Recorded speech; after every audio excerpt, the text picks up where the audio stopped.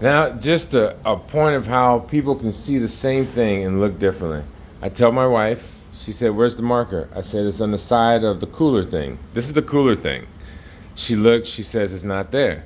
Well, most people looking at it, they see this as the sides. Look, tomato, it's on the side of the cooler thing. It's in a pocket.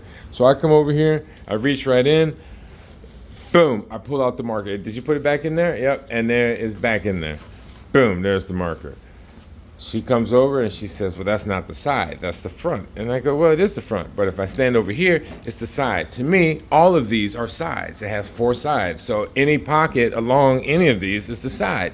We can look at the same thing and see it differently, and that's okay. But when it causes stress and fighting and everything else, that's a problem. So I think a critical thing of relationships is to be able to realize you're looking at the same thing, we're working on the same thing, and to not have any problem that I see this as the side and she sees it as the front.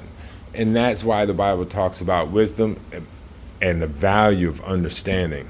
That's why I send out the Proverbs, so that we can get understanding.